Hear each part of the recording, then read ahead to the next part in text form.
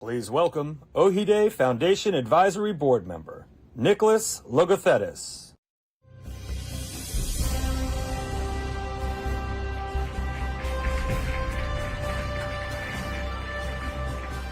Good evening, everyone. As you just heard, my name is Nick Logothetis, and I'm honored to be here for what has become one of my favorite events of the year. Tonight, I want to talk about some special people. Presidents Bill Clinton, Joe Biden, Shimon Peres, Bono, Amal Clooney, Prince Philip, Bob Dole, Speaker Pelosi, John Glenn, Nobel laureates Elie Wiesel, Nadia Murad, and Maria Ressa. What do all these names have in common? They've all appeared as honorees or speakers in our Oxi Courage and Service Awards over our first 10 years. Not one of them is Greek, but all of them are messengers of our Greek Oxi Courage, past and present. Many of you here tonight have been with us in previous years as we've shown a bright spotlight on today's David's versus Goliath for freedom and democracy.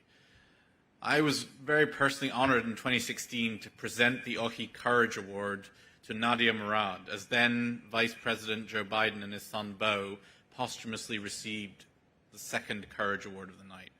It was truly an evening that I and everyone there will never forget. As we prepare to honor tonight's two Oxi Courage Award recipients, we thought it was important to share with you some memories of previous year's honorees, as well as their remarkable accomplishments after they left this stage. Thank you.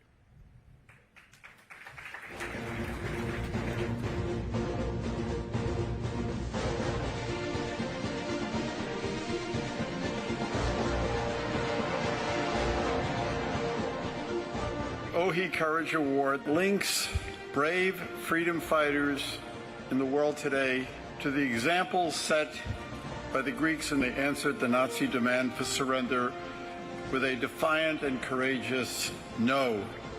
By creating the Oxi Courage Award, they have found a way to give voice to the voiceless and hope to people fighting for freedom in some of the darkest corners of the world.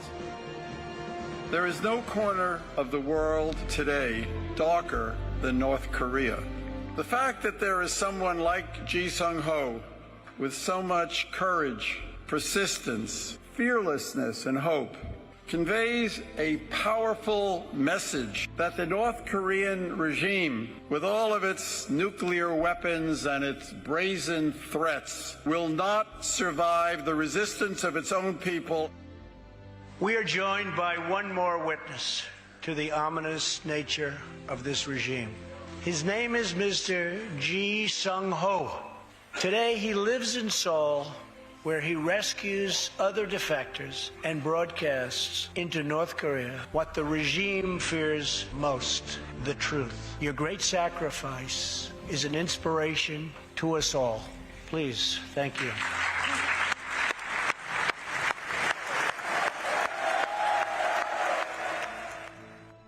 Today, we honor James Foley with the 2014 Ohide Award for his courage and his values in defense of peace, liberty, and freedom. As a frontline journalist, he took on the important job of shining a light on some of the darkest parts of the world. He was a voice for so many who had been silenced, and he fought always to bring us the truth. He represented hope in a time and place of so much despair. I think courage is hard to define. I think we all want to be courageous, and we think we might be, but you don't know until you are tested. His life challenges us. We can't let his death be in vain.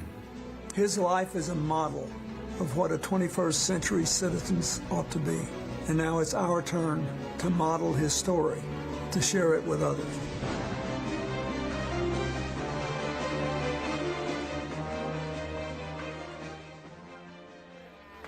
You know, the thing is there's physical courage, right?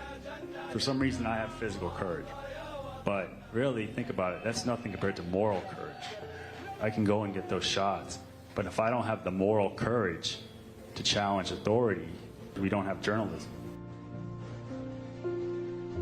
We raise our children to admire that kind of bravery and that kind of courage. We raise them to be the Davids who battle our modern-day Goliaths. We teach them to try to be like Nadia, having every reason to withdraw from the world. You summon the courage to stand up and say, no, no. On behalf of all the women in my life and all the women in this country who endured hardship, thank you for giving them courage. عندما قلت لداعش لا. When I told ISIS no. هددوني ومن يعلم ربما أدفع ثمن ذلك. They threatened me and who knows, maybe I will pay the price of that. ولكن بالرفض لهم وجدت نفسي إنسانة تمتلك الإنسانية. But by refusing them, I found humanity in myself.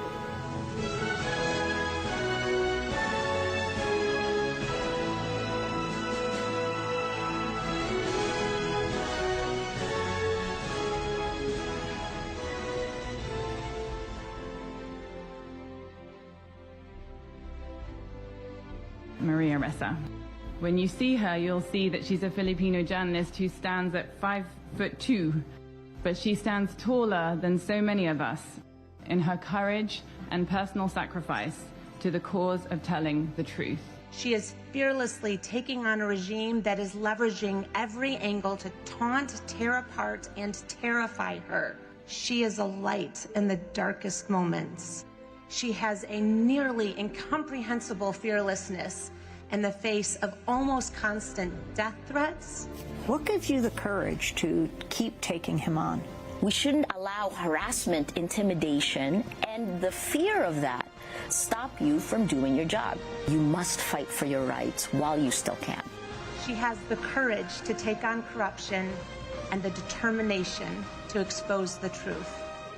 To me, Maria Ressa is quite simply a superhero.